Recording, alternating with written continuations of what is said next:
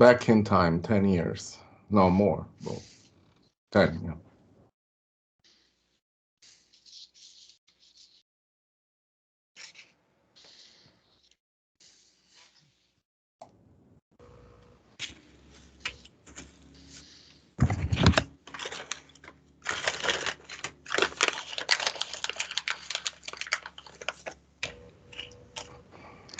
Hello and welcome everyone. I hope you're enjoying this sunny day, at least here in Windsor, Essex County.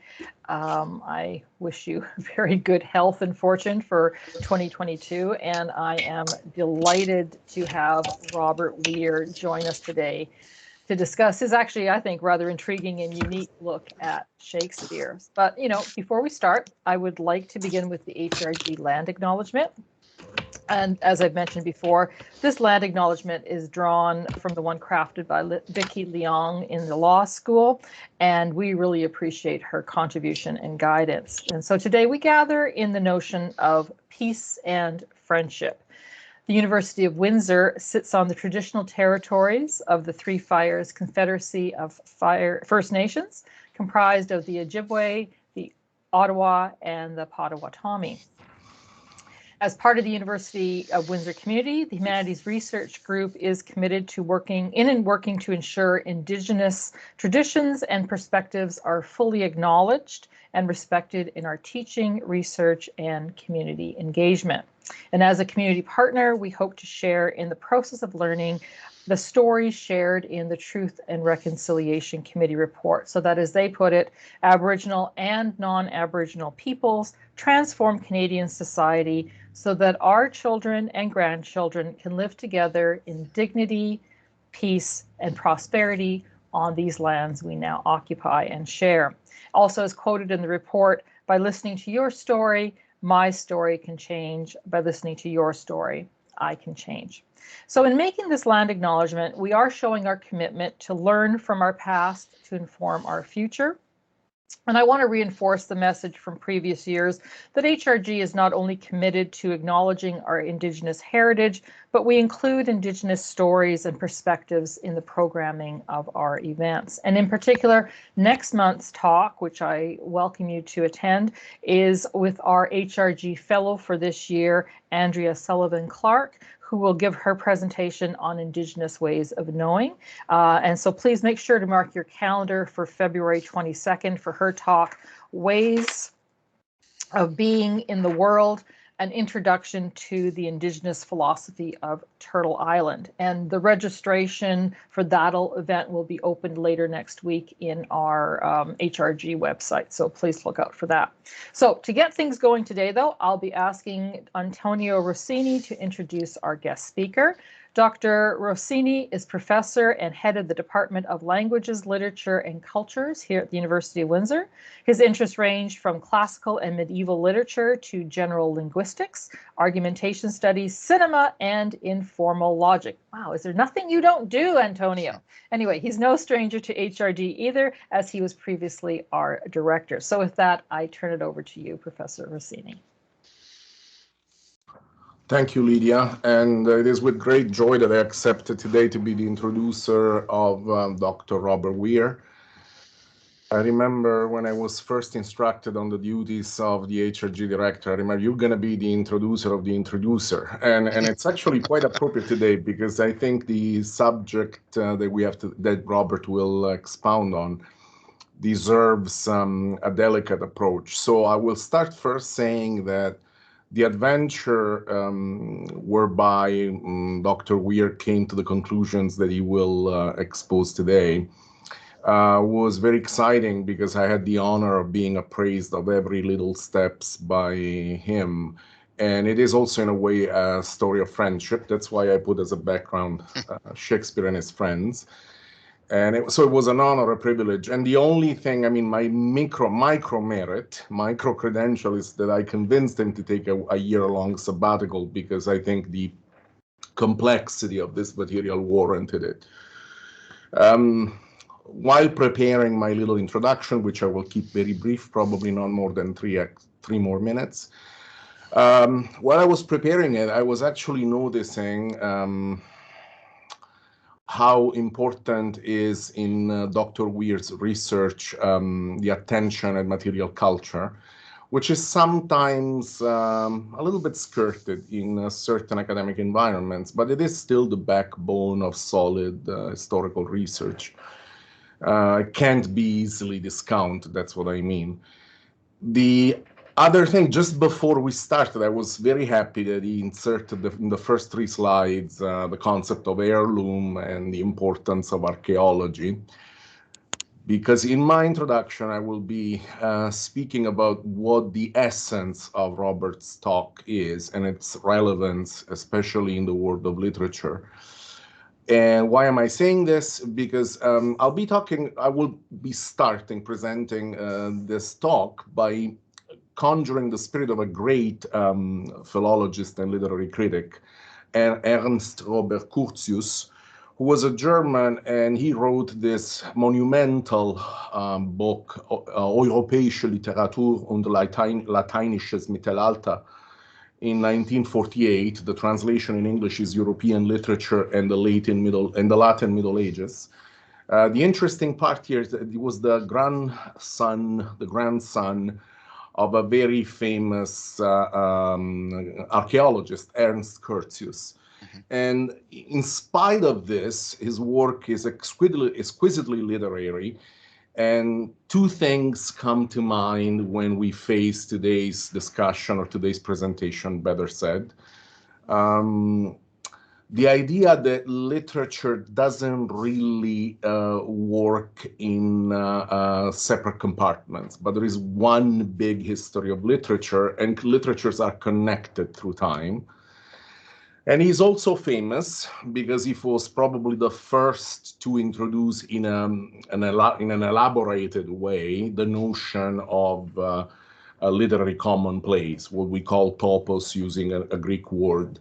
I'm not sure, but I'm pretty convinced that already before him, when you read the edition of a Greek poet over a Latin poet, you would find something indicated as loci similes, similar passages. But he discussed the theme in a better way. And why am I saying this? Well, Robert will ultimately, after a very dense, rich presentation, packed, I would say, with facts and culturally relevant information, what he will show is that Shakespeare works on material which has already been produced by Latin poetry to some extent. Of course, there is always space for originality, but the high number of all the passages that Shakespeare borrowed from Horace and adapted to his plays shows you how much even the bard is indebted to authors that preceded him. What this goes to show is that literature is mostly reworking of already produced stuff. It's a way of looking at it. And of course, the originality often, when it's not absolutely convincing and like an outburst of complete originality, when originality is more subtle, it consists of reusing materials in a brilliant way.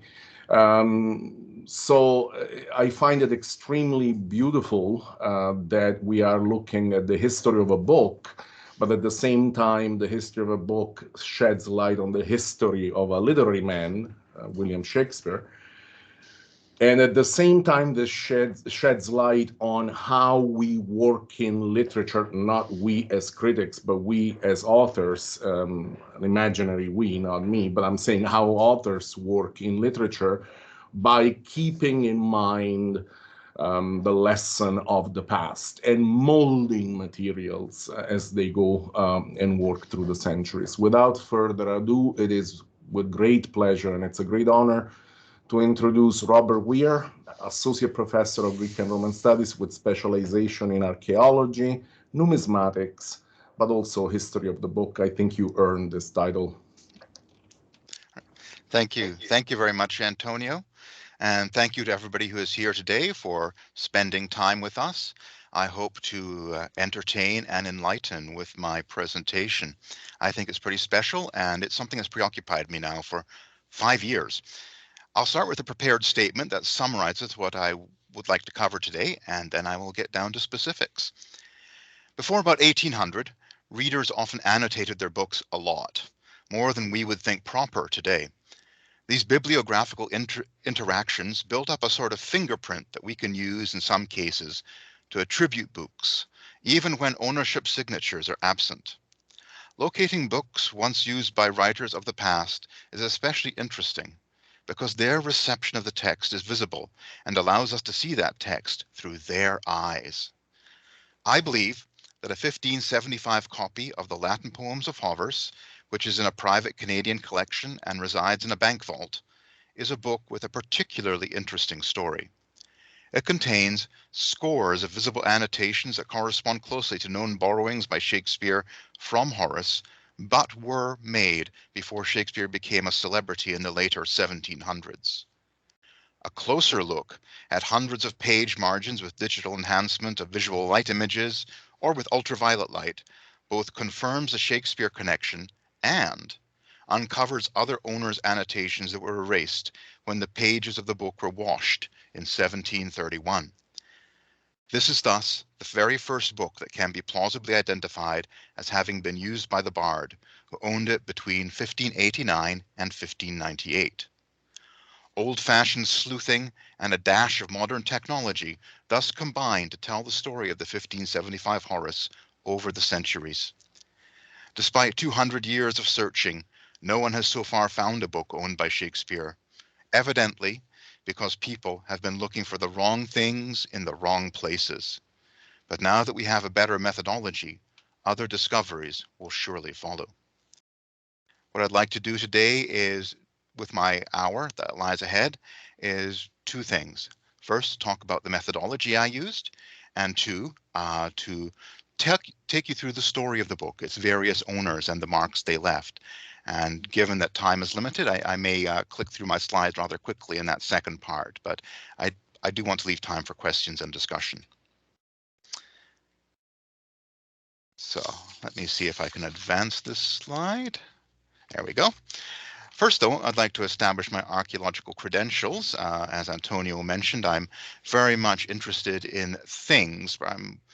I love the thinginess of things, you could say, perhaps more than I love ideas. And I came by this love of artifacts with this family heirloom you see illustrated here.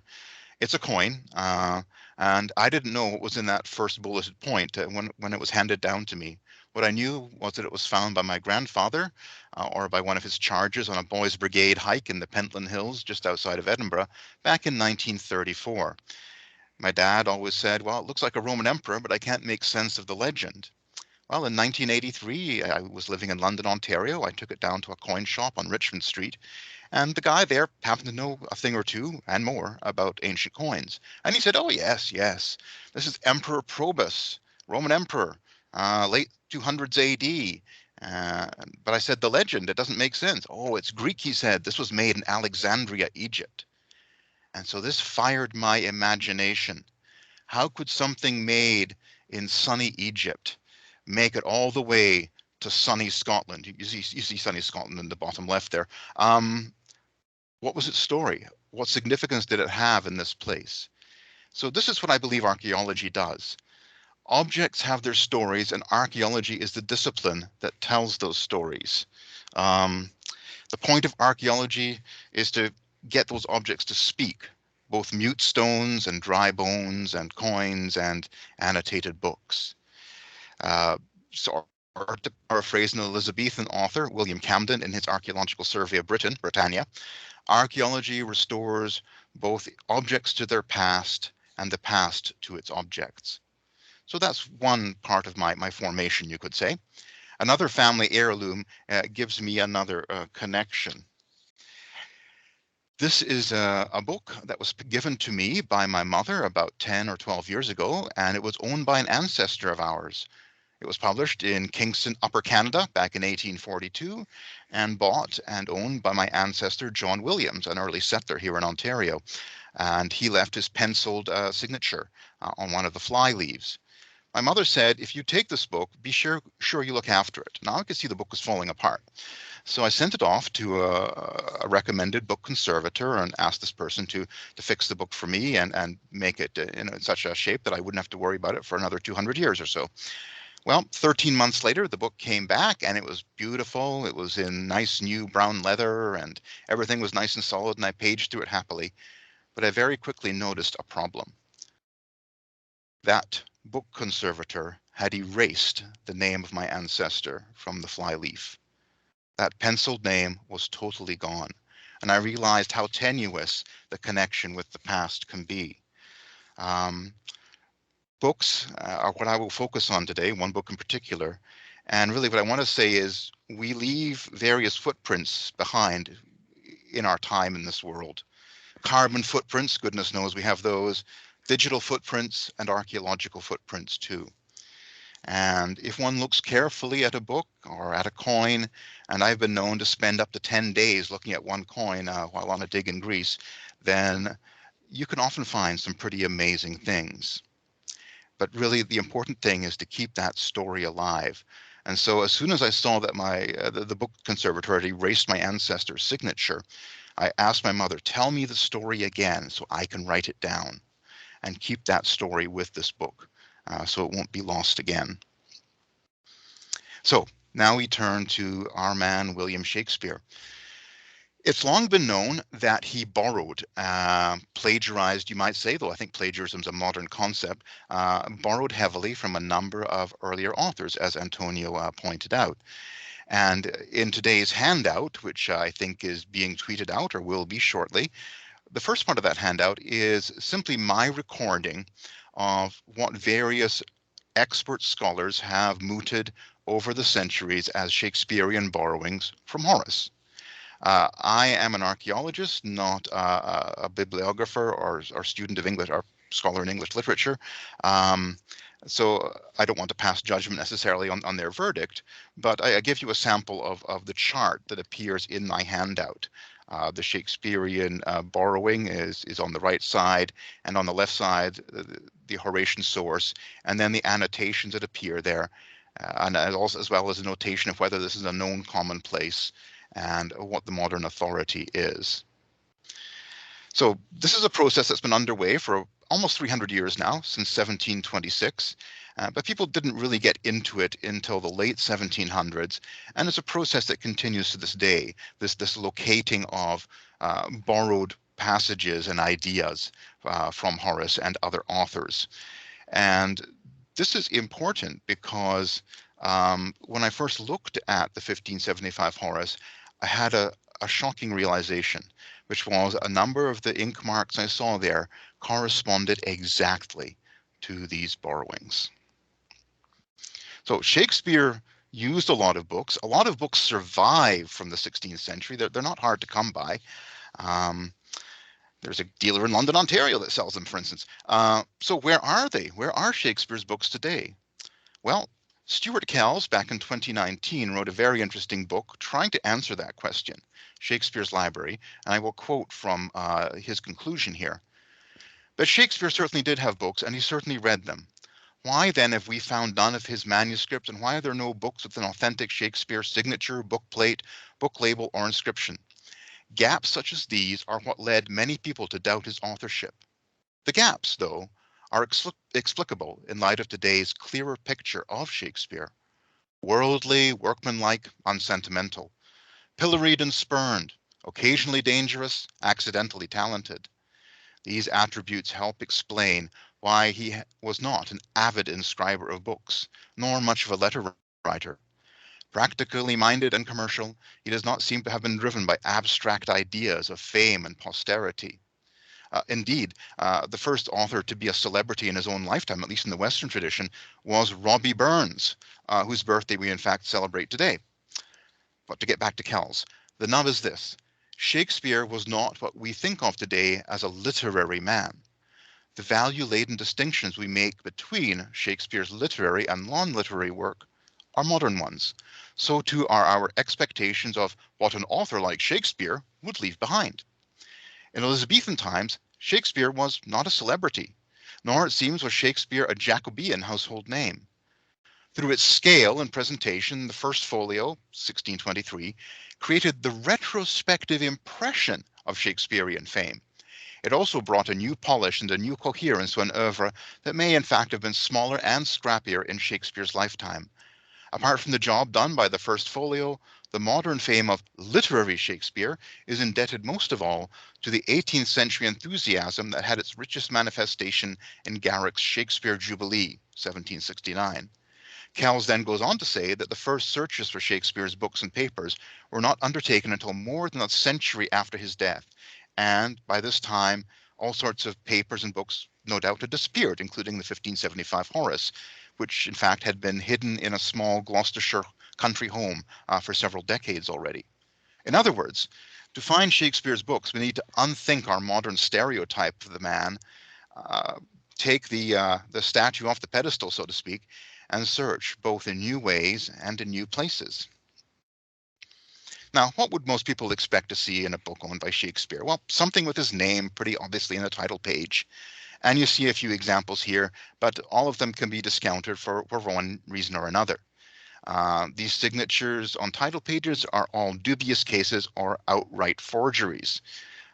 On the top row, you see a couple of 16th century signatures, but it's some other William Shakespeare. The name is not totally unusual in England. I mean, think back to, I believe it's December 2020. The second person in the UK to be vaccinated against COVID-19 was a certain 81-year-old gentleman by the name of William Shakespeare, and he too came from Warwickshire. And I believe he died last year. On the left, you see a couple more signatures that are forgeries, benefiting from the craze in Shakespeareana that materialized in the late 1700s. And what I've also noticed is that in cases such as these, the Shakespeare connection always stops at the title page. There are never any annotations or further marks in the text beyond. And there's yet another thing that one should take into account, the work of Philadelphia area scholar Jason Powell, which is that in Tudor and Jacobean times, many people annotated their books in dry point, that is to say, without ink, using a metal stylus of silver or lead or some soft metal that would leave a subtle, faint mark. And Mr. Powell, Professor Powell, I should say, has single-handedly discovered a number of these things over the past 20 years and has pointed out there are all sorts of fun texts hiding in plain sight on the pages of old books.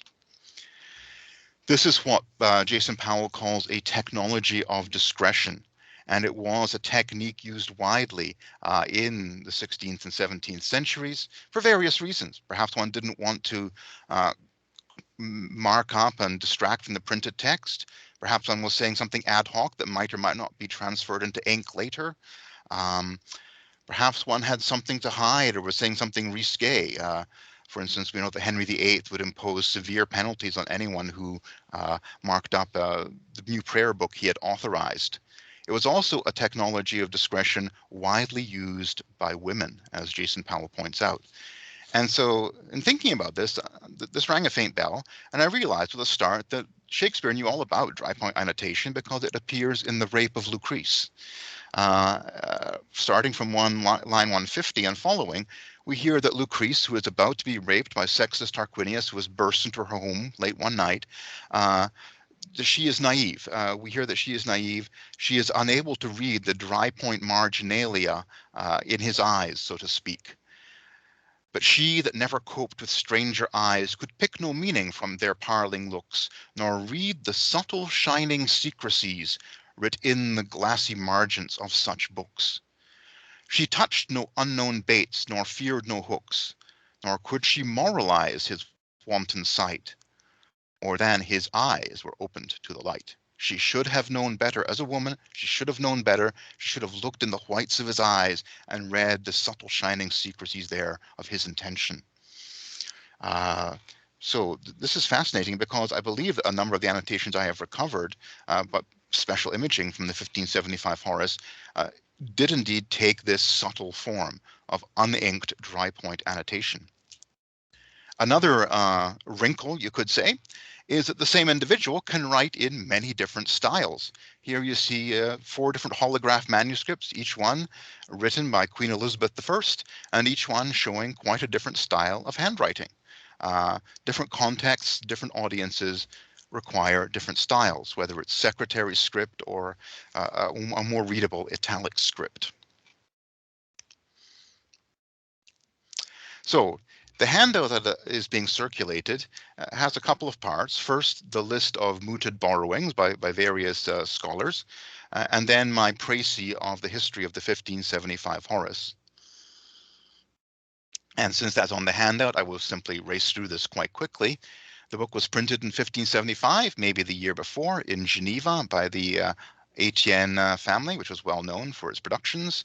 Its first owners in England were William and Mildred Cecil, Lord and Lady Burleigh. They passed it on to their daughter Anne in 1583. She was Countess of Oxford by virtue of marrying Edward de Vere, the 17th Earl of Oxford. She died, however, in 1588. Her husband had the book briefly and then sold it on to William Shakespeare in 1589. He had it for close to 10 years and lent it to a couple of individuals in that time. His rival and colleague, Robert Greene, and a couple of other individuals appear tantalizingly. Henry Risley, 3rd Earl of Southampton, who is explicitly identified in a marginal comment as the fair youth, and perhaps also Amelia Lanier. Certainly her name is mentioned there, and she is identified as the Dark Lady. For those of you at all familiar with Shakespeare's sonnets, this is catnip. This is quite something. Shakespeare then sold on the book for a tidy profit to Anthony Mundy in 1598, a poet, priest catcher, and courtier to the Queen, who immediately passed it on, perhaps in a fawning move, to Queen Elizabeth I later that year.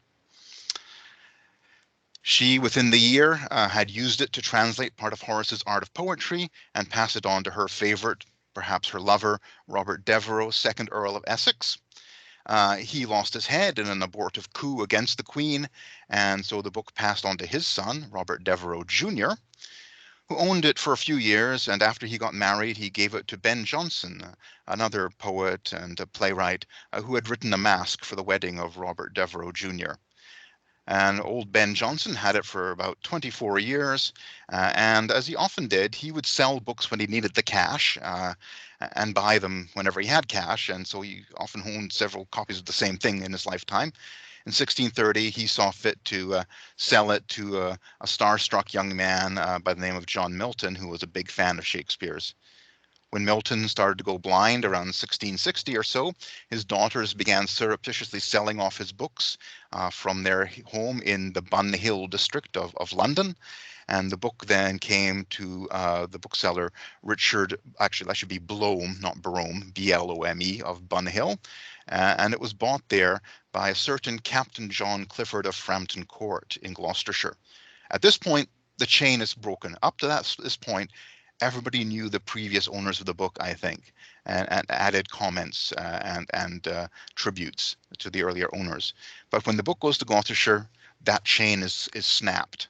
And the book stays in the Clifford family home for over 300 years. A grandson of John Clifford, Richard Clutterbuck, wonderful name, sounds like a hobbit. Richard Clutterbuck of Frampton Court reinvigorated the old family home. He rebuilt it entirely and reinvigorated the library by dint of washing, trimming, and rebinding the pages of all the books, which is unfortunate because we would have liked to have had the book dirty so we could read the marginalia more easily. But that was the fashion in those days. The book stayed with the Cliffords until the 1990s, it seems, when it was given, perhaps, I think, although I'm not sure, to Peter Levy, a retired professor of poetry from Oxford, who was in Frampton-on-Severn, where Frampton Court finds itself. He seems to have used this book in his composition of his biography of Horace in the late 1990s. When he died in early 2000, his stepson sold the book to the Classics Bookshop in Oxford.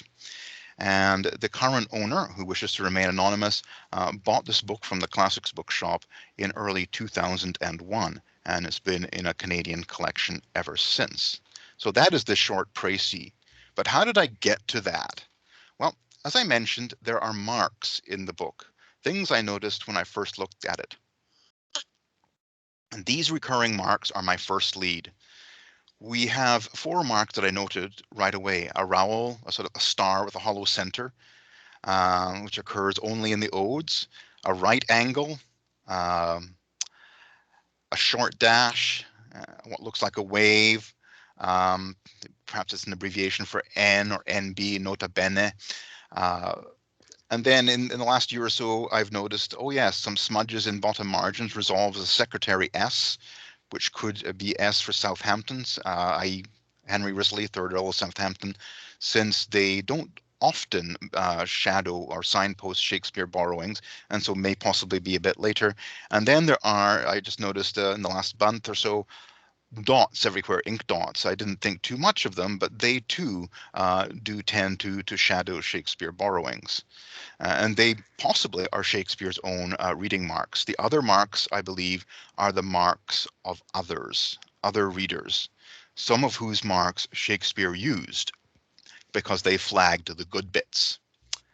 So I have these marks in a book. What do I do with them? Well, I began to think about this scientifically, if you will.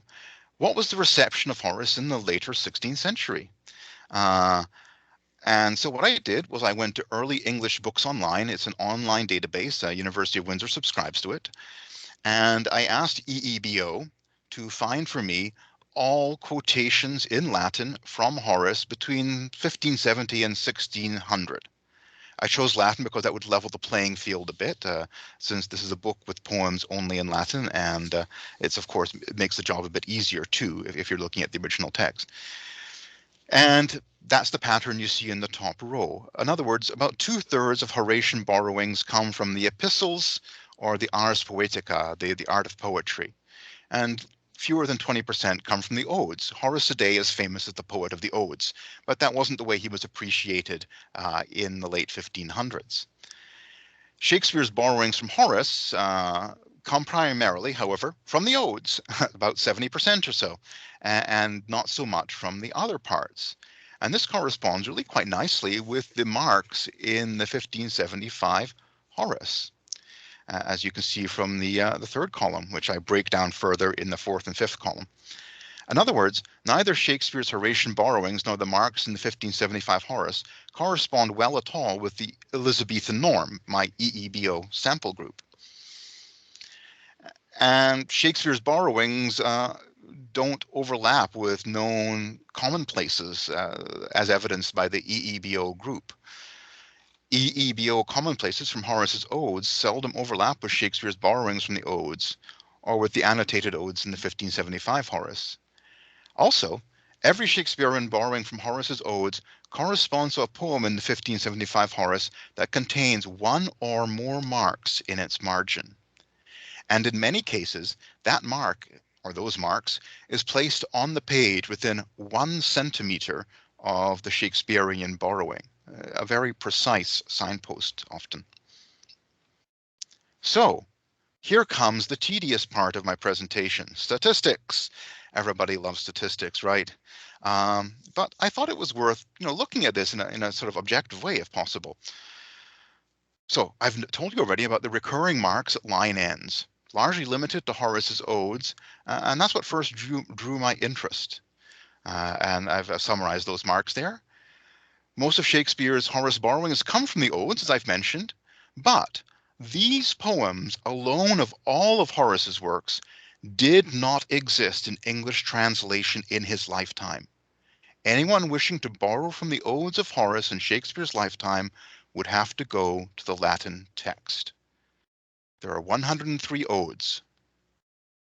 Only one was translated in Shakespeare's lifetime, and that was in a private copy circulated by Philip Sidney among his friends. It was never published. So, as you might expect, given that, Elizabethan authors seldom quote from Horace's odes. Those who do are poets like Philip Sidney, and I've noted this in a couple of places on my handout. And Shakespeare is one of the few Elizabethan authors we know of who actually did use the odes of Horace. Therefore, the annotated passages in the 1575 Horace are not simply some highlight reel of Elizabethan commonplaces, They must instead be a deliberate selection. So I'm going to recap myself here. I know it's a little tedious perhaps, but I want to be absolutely clear about the point I'm going to make. Many of the marked passages in the 1575 Horace correspond to known Shakespeare borrowings from Horace, and the majority of Shakespeare's borrowings from Horace, 21 of 34, come from his odes, and every known Shakespearean borrowing from the odes corresponds to one or more of the recurring marks in the same poem, and quite often at the very same line or lines. But couldn't this just be a coincidence? I wondered that too. Mathematically, I realized, it is a lottery problem. What are the chances that the correlations could occur randomly? So let's nail down some basics here. In the 4 books of the Odes, there are 103 poems total. 55 of these poems contain one or more marks of the 6 sorts. There are 21 widely acknowledged borrowings by Shakespeare from the Odes, another 13 from elsewhere in Horace, and all are found in a poem with one or more marks, marked that often very close to the correct spot in the poem. All right, this we know. Now in Canada, as you know, we have state-run lotteries, and so my thought immediately turned to this. Take, for instance, Lotto 649. Never played it myself, but this is what I know about it from my research. For the big jackpot, you have to match all 6 winning numbers drawn from a pool of 49 numbers, hence 649. Your chance of doing this, according to the OLG, is 1 in 13,983,816. However, as I learned, there are also smaller prizes for matching 2, 3, 4, and 5 of the 6 winning numbers. My situation was analogous. Not all 55 marked poems were the site of Shakespeare borrowings, but 21 were. So what was the chance of that? Let's play Lotto 55 103. I'm afraid that'll never catch on. It just sounds too grotesque. But that's essentially our situation.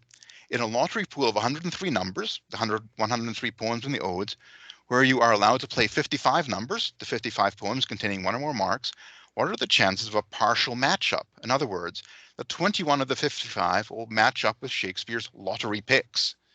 Well, I looked around for a place where I could find the math that would figure this out for me, and I found a very handy PDF put out by York University that addresses exactly the Lotto 649 problem.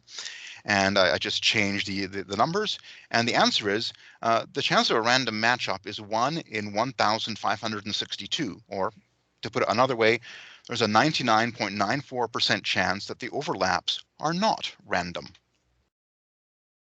But it gets better. The odds get much more impressive still when you consider that 16 of the 21 Shakespeare borrowings from the Odes are in fact signposted by a mark within 1 centimeter of the borrowed line or lines on the page, and not just by a mark in the same poem.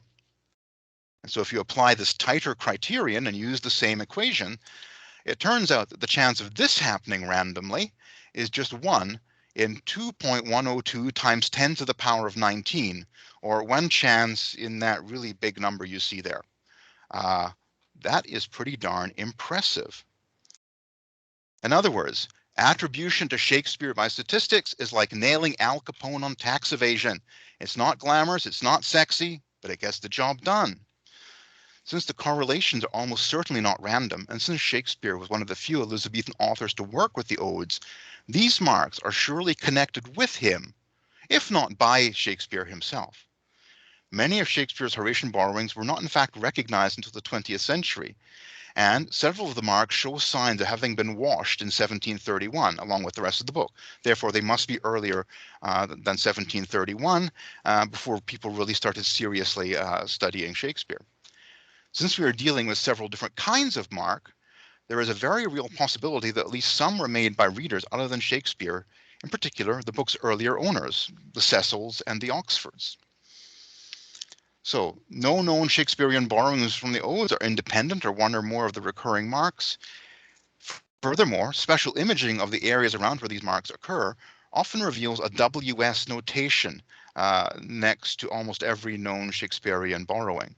Conclusion: Shakespeare was very likely guided to his borrowings by the flags left behind by other readers. And then we have surplus symbols, flags that don't seem to flag any known Shakespearean borrowing. This now begs a question. Do they? Maybe they do. I've compiled a list of 24 flags with no known borrowing, and I have the advantage of, if you will, working with the answer. I have a book in Latin, and so I have to, as I read the flag passages, read that Latin, translate it in my mind, and wonder how would an Elizabethan author render that in English, and then look for similar themes and ideas in Shakespeare's writing. Shakespeare's borrowings, I should say, are of ideas rather than words, but he elaborates the ideas almost beyond recognition. That's just how good he is. So here's one of the potential new unrecognized borrowings that you see marked up there. Odes, Book 2, poem number 18, a meditation on the foolish vanity of riches and the mortality that awaits us all regardless of status. From lines 15 on, you see there's a horizontal stroke there in the margin. Horace mentions that time rapidly presses on, accelerating even, and we indulge in foolish pursuits and ostentation under the looming shadow of the grave. So as you look at the line there, line 15 in Odes 2.18, it reads, Trudetur dies die. Then the next line, no vaeque pergunt interire lunae. Day is trampled by day, and new moons rush to die. Further down in this poem, you see a vertical stroke in the margin that signals a passage borrowed in Midsummer Night's Dream in King John, by the way. But I was reading that line 15, Trudetur dies die, and what follows it in the sentiment, and I thought to myself, heck, that sounds familiar. Sure enough, Macbeth, Act 5, Scene 5, the famous speech, tomorrow and tomorrow and tomorrow, creeps in this petty pace from day to day to the last syllable of recorded time, and all our yesterdays have lighted fools the dusty way to death. Out, out, brief candle, life's but a walking shadow, a poor player that struts and frets his hour upon the stage, and then is heard no more. It is a tale told by an idiot, full of sound and fury, signifying nothing. A very famous speech, of course, but it was that first line that struck me. There's an assonance there, trudetur, dies, die, and that's picked up by the assonance of Shakespeare's tomorrow and tomorrow and tomorrow. So I'll just put that out there for what it's worth. I think there may be more unrecognized borrowings lurking, just waiting to be discovered by someone who has the book at hand, I guess. Another lead I had was that there were a number of other visible annotations in the book, in various hands. Here's one from the first line of the very first ode. It's a definition of an odd Latin word, atavus, and it shows that the author of this annotation had access to a good library, because she's quoting, I believe, from Justinian's Pandects, an obscure legal text.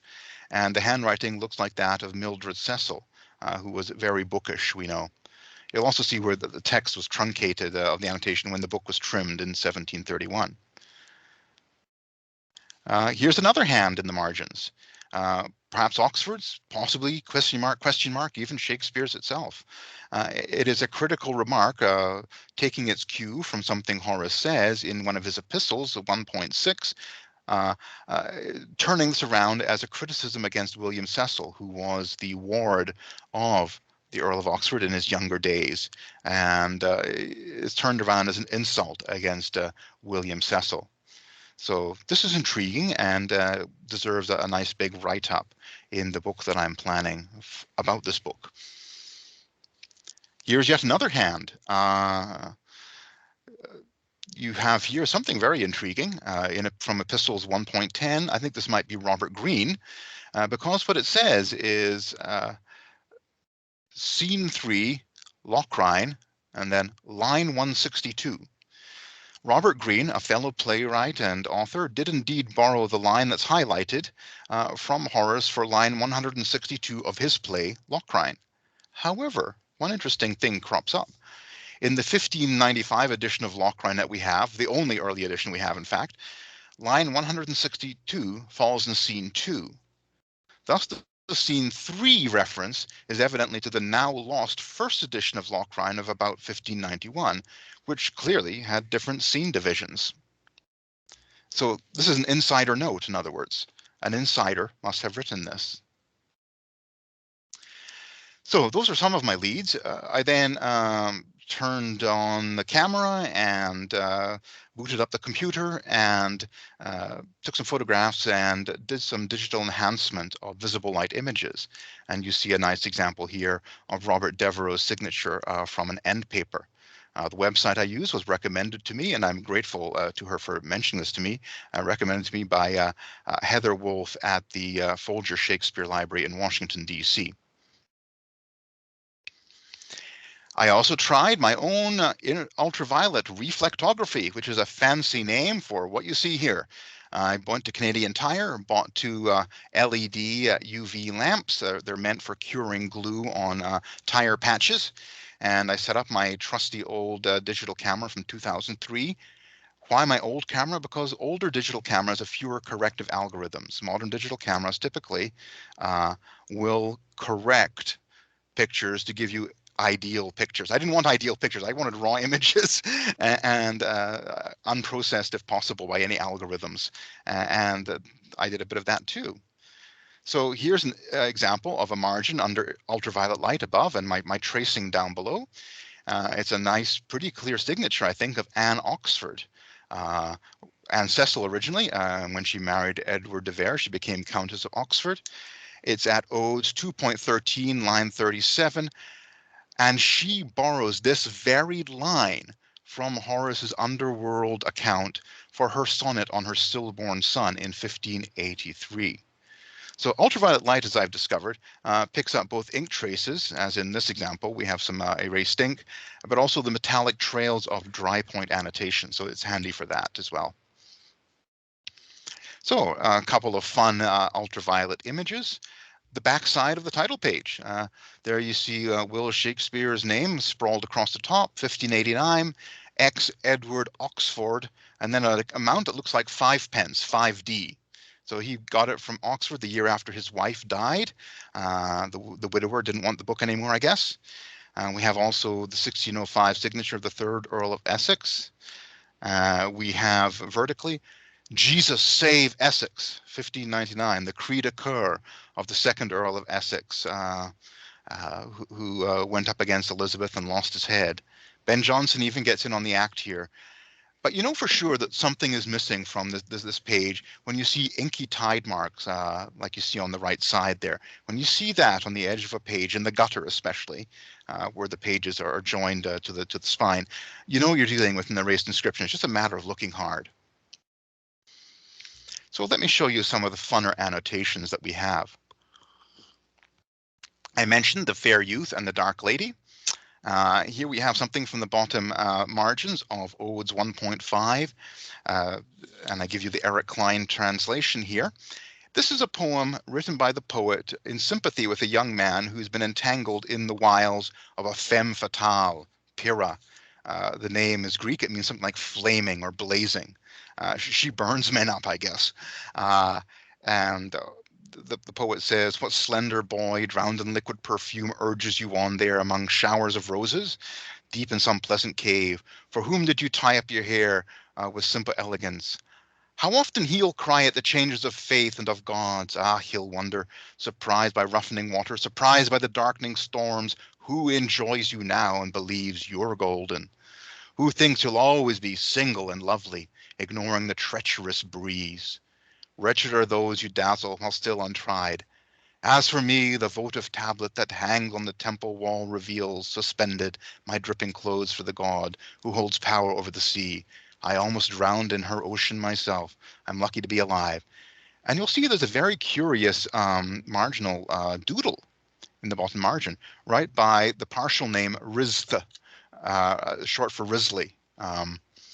And that doodle, of course, shows a rather stern-faced profile, arguably a woman, a flower that could be a rose, and what looks like a very dandified cat. I think it's a cat. I don't think it's a mouse. So somebody, you know, perhaps alluding to the relationship here between the dark lady and the fair youth, and certainly Risley is the fair youth's name. So that seems to be his own signature there, or also Phantom's signature, at least half of it.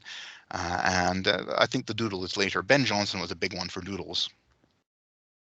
And you see the WS up by that rowel mark higher up in the poem, because there is a Shakespearean borrowing from this poem as well. So there was some sort of love triangle going on between Shakespeare, the fair youth, and the dark lady. Mildred Cecil intrigues me a lot.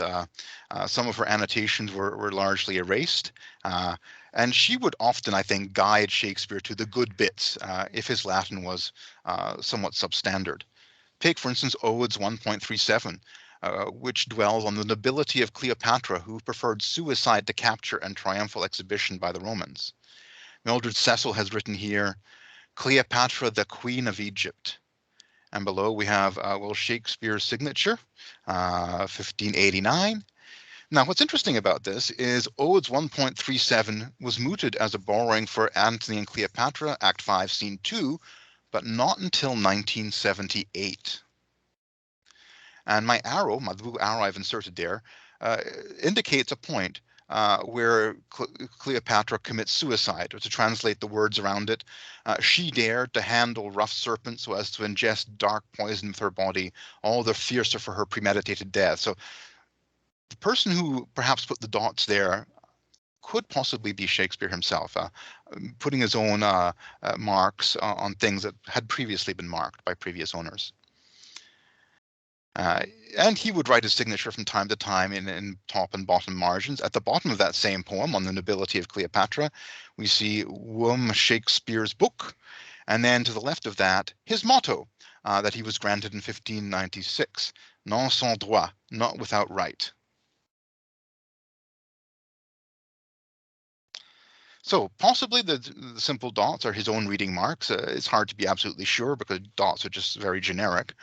I have a feeling that the rowels are an Oxfordian mark because the Oxfordian coat of arms initially had rowels on it, not stars. So that could be a rebus, if you will, for Oxford. Anyway, here you have Odes 1.38, the last ode of the first book of the Odes, a mooted borrowing that was used in King Lear. The only mark here is a single ink dot. This poem is prominently placed, shorter and syntactically simpler than most of Horace's odes, so perhaps it's one he felt up to tackling on his own, with his less Latin, as Ben Jonson famously said. Ink dots accompany many other of Shakespeare's borrowings, but almost always in the presence of another mark or two, the other exception being the poem I just showed you. Turning to digital imaging of the margins, as I say, we find all sorts of fun things. Wherever the editor of the Horace, a guy called Stephanus, puts a Greek phrase there, it's glossed in English. And we have a WS beside it as well. So that could well indicate that this is Will Shakespeare's own gloss. So here, for instance, he glosses to koinon as common. Indeed, that is what to koinon means in Greek. And perhaps one of the more intriguing annotations occurs on the last page of the third book of the Odes, above the end of Odes 3.29 and all of Odes 3.30. A later hand has written, perhaps Ben Jonson here, 6 Elizabeth R, 1564, April 25. In other words, this is Shakespeare's birthday. And an earlier hand, I think Shakespeare himself, wrote Shakespeare the Player, 1593.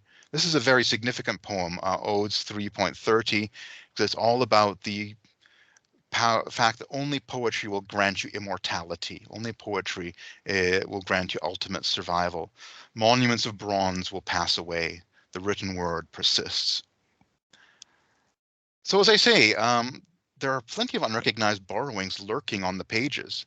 So a digital enhancement, for instance, has revealed a potential source for King Richard III in Odes 1.28. George Plantagenet's dream of dying violently and visiting the underworld seems to have been taken from Odes 1.28 to judge from the annotations in the margins, mentioning Richard III and George Plantagenet, Lord Clarence, which is another name for George Plantagenet, etc., etc. So this sort of thing is just fascinating. And we have potentially another source for Richard III in Satires 2.6 to judge from the marginalia. This is the famous tale of the town mouse and the country mouse, a moral lesson on the evils of ambition. And here we see that somebody has written Nota Bene NB Richard III, the theme of this satire reminded me of a speech by Elizabeth, the Queen of Edward IV, in Richard III, Act 1, Scene 3. I had rather be a country servant maid than a queen, with this great condition, to be thus taunted, scorned, and baited at. Small joy have I in being England's queen. So after Shakespeare had the book, he sold it on in 1598 to Anthony Munday, and the record of this is on the title page. Ex libris, the player, rather insulting because Shakespeare is technically a gentleman by now. The player, W. Shakespeare, 4 shillings, A.M., Anthony Munday, 1598. Munday signs elsewhere in the book as well. Munday was a sometime playwright. He and Shakespeare collaborated on revising Munday's Sir Thomas More so it would pass the censorship of Sir Edmund Tilney, Master of the Revels. It contained potentially dangerous material. And he added a few annotations of his own, did Anthony Munday, to the 1575 Horace in the brief time he had it. He put his name a couple of times, and most interestingly, at the bottom of a poem called Epodes 6, where the poet threatens a would-be attacker with more than he can handle should he dare to assault those under the poet's protection. Under this, we read the inscription, "The Isle Dogs, Nash and Johnson." This is a reference to a suppressed, totally lost play of 1597, The Isle of Dogs, written indeed by Nash and Johnson. It was suppressed immediately because it was a satire, we think, of Queen Elizabeth. But somebody who was an insider is suggesting to himself, or to posterity as it turns out, that the content of this poem has some bearing on the content of that play. Intriguing.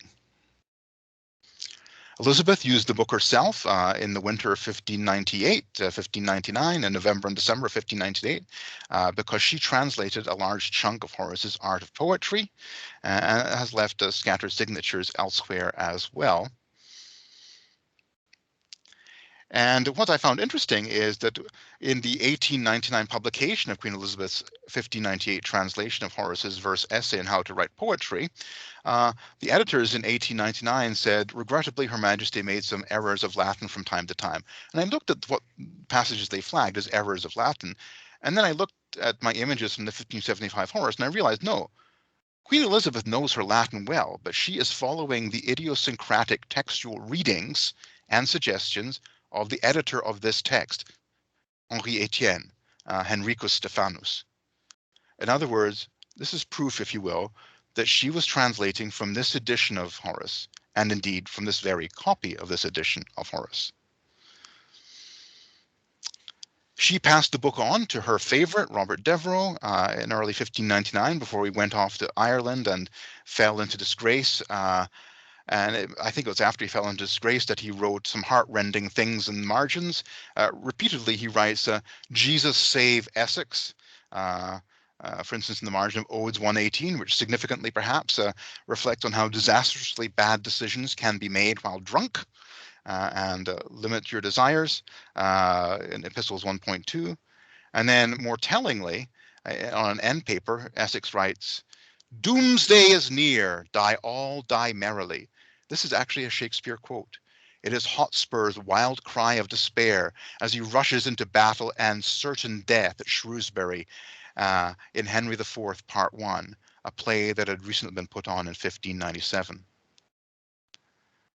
Even more poignant, perhaps, Essex put his name next to a passage in Odes 1.9 where Horace talks about enjoying life today, indulging in love affairs, and this includes seducing a girl in the corner of the campus martius and extracting a ring from her finger. He wrote his name there, and then a later writer put Essex Pledge next to it. This relates to the story of the Essex ring, long thought to be a myth, and maybe it is a myth, but a later annotator believed it was true, perhaps. The story goes that Queen Elizabeth gave Essex a ring, and if he was ever in trouble, he simply had to redeem this ring and she would save his life. And as the story goes, when he was in the tower awaiting execution, he tried to redeem that pledge to send the ring to the Queen, but one of the Queen's maidservants intercepted the ring and, having a personal grudge against Essex, did not pass the ring on, and so he lost his head. Ben Jonson got the book next. He put some learned notes here and there. For instance, he uses his own idiosyncratic spelling of encomium, in a poem that praises spring. He sold the book, I think, to John Milton in 1630. Here, John Milton puts a signature at the bottom of a page, and perhaps he, or perhaps another, but I think Milton's the likeliest candidate, wrote in the margins of Odes 2.20, which is all about how the poet transforms into a magical swan that flies around the world, singing its poems for all humanity. He put there the key phrase, "the sweet swan of Avon," an epithet that Johnson himself used when commending Shakespeare in the first folio of 1623. The sweet swan of Avon, inspired by this passage, apparently. So the Cliffords get the book in 1665. John Clifford writes his name there and where he comes from. And you see another Essex signature along the bottom. And we know John Clifford, Captain John, was a big buyer of books. Frampton Court has been kind enough to send me some images that detail his book buying activities in London from Richard Blome, who was in the Bun Hill district of London, which is exactly the same neighborhood where Milton lived, so within a couple of 100 meters of Milton's home. The book stayed in the Clifford family for 3 centuries. Richard Clutterbuck, Captain John's grandson,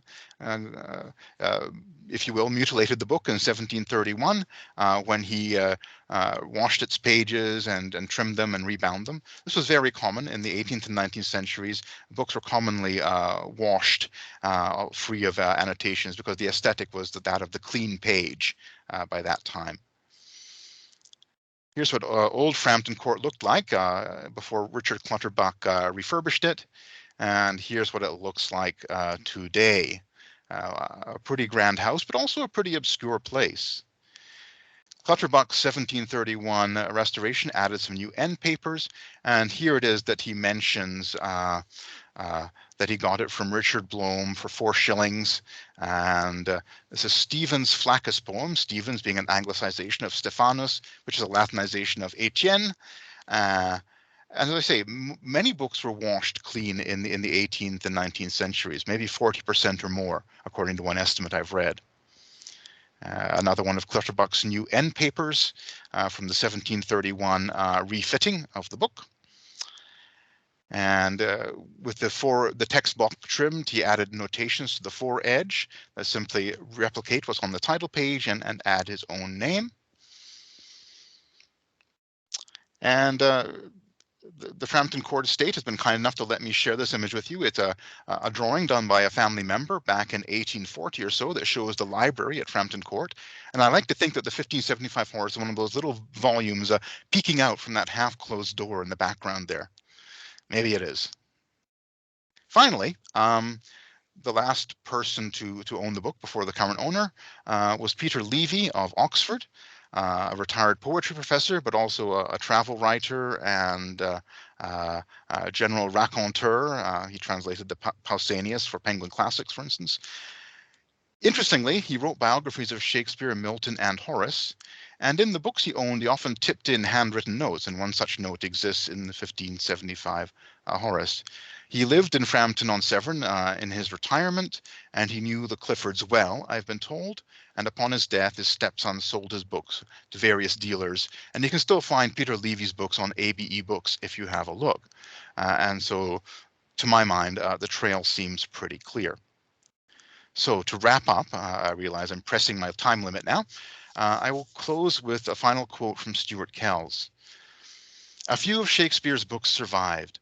They are sitting quietly in cabinets and on shelves, in public and private collections around the world. Where will the next Shakespearean discovery be made? In the words of John Baxter, the illustrious bookseller who grew up in a tiny town near Wagga Wagga, anything can be anywhere. Now that we know what to look for, the search goes on." And I believe I am finished. I'd be happy to entertain questions or comments.